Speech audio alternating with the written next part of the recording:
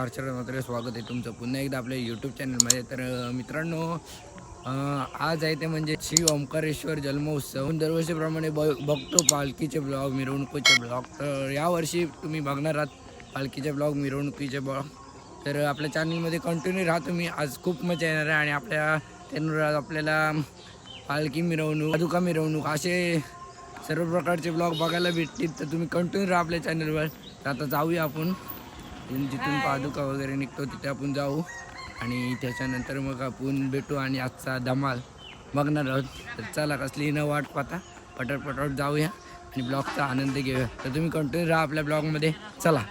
तर मित्रांनो, आपण दरवर्षीप्रमाणे बघत असतो. तर व्हिडिओमध्ये आपण जसं दरवर्षीप्रमाणे बघतो वेगवेगळ्या घरी असतं. तर मित्रांनो, आता आपल्या किरणदाच्या घरी आहे मुकुडा. तर आपण तिथे बघू.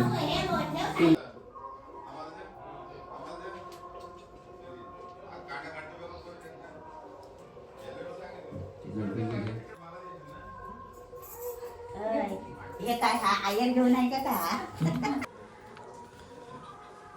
हर हर महादेव.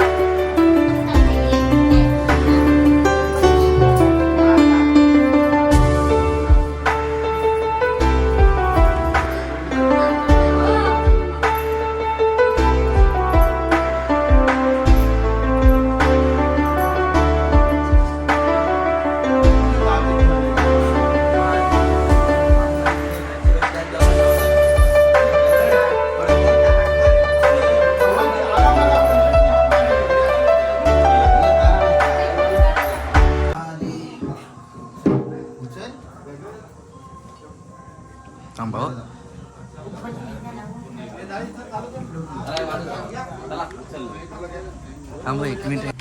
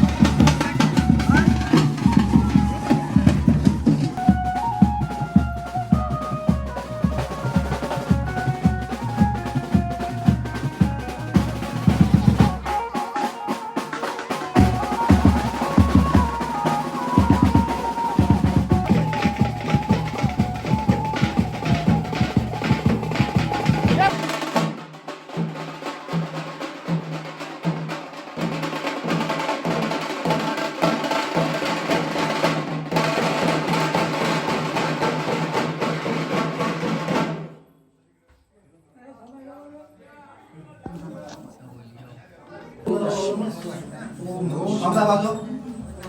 ओम नमः शिवाय. हॅलो हॅलो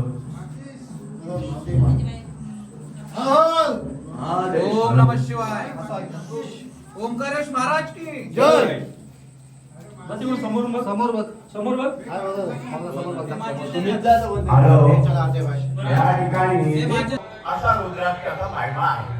खंडी मानावे 32 मस्तका भोवते 24 सहा करणे पुण्य विशेष मानिता जो सर्वदा त्याचे संभाषण करिता महापातक जाणीवे ते आपल्या घरात ते वाचता आलं नाही तरी हा 11वा अध्याय तरी या ठिकाणी वाचावा, पुण्य पदरात करून घ्यावं. असणारं संकट या ठिकाणी दूर होतो किंवा 11वा अध्याय आपल्या खिच्यामध्ये ठेवावं, उशाला ठेवावं असं भगवंत शंकराचा आणि हा संकट दूर करणारा असा हा महिमा रुद्राध्याय आहे.